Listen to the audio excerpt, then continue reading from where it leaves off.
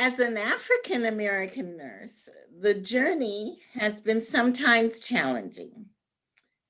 Not so much with the work of nursing, but with colleagues who think it is their right to belittle at will whoever is different in terms of ethnicity or color in their path to success.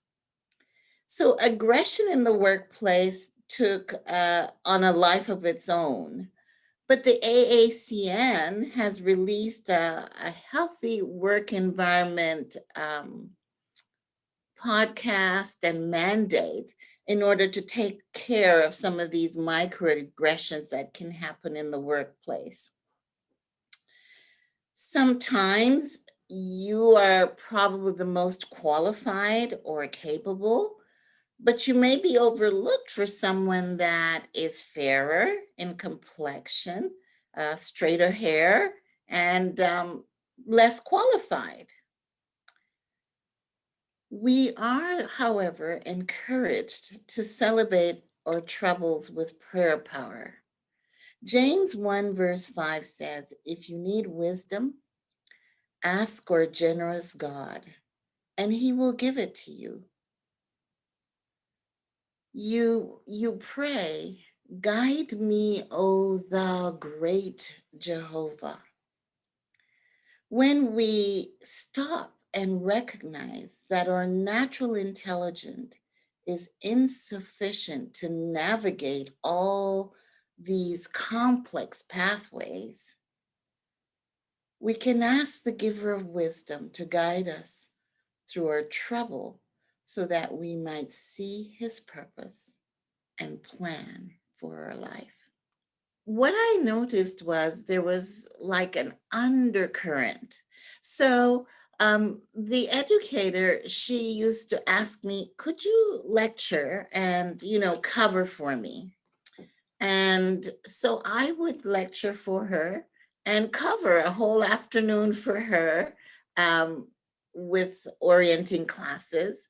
And then I would bring up the equipment, and lock up everything. And then I had applied, there was an opening, and I had applied for the educator role to work with her. And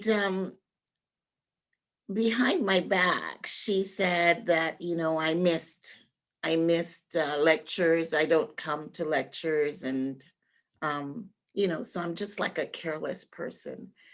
And I would never have known that she said that, except one of the charge nurses came to me and she says, "Well, how do you expect to get an educator position if you just miss lectures when they ask you to lecture?" And I said, "Well, who said that?" And she didn't say who said it. So then I went to the educator office to see who said it. And there was another girl sitting there who also was applying for the position, but she was not, she was not a lecturing kind of person. She didn't have the personality to do that. So, but anyway, she was in there. And I said, "Diane, did you ever hear that I've missed a lecture?" And she said, "No." I said, "Well, who would say that in, that executive meeting?" Because I didn't want to give up the charge nurse that said it to me either. I said, "Who would say a thing like that?" And so she said she would ask the educator when she came in. And of course, when I came to see her, she had a slew of very foul language. Uh-huh. She did. And nothing to really back up, because I thought maybe I had forgotten a lecture or something, but there was, because you have to write down who lectured and what.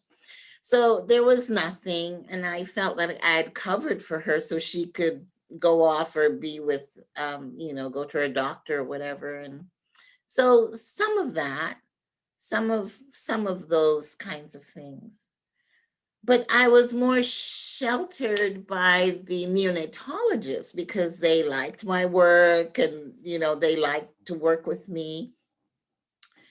And so they started asking me as the educator to, because I proved all that wrong and went through some stuff. And anyway, I got the position, and the doctor started asking me to teach the fellows, the neonatal fellows.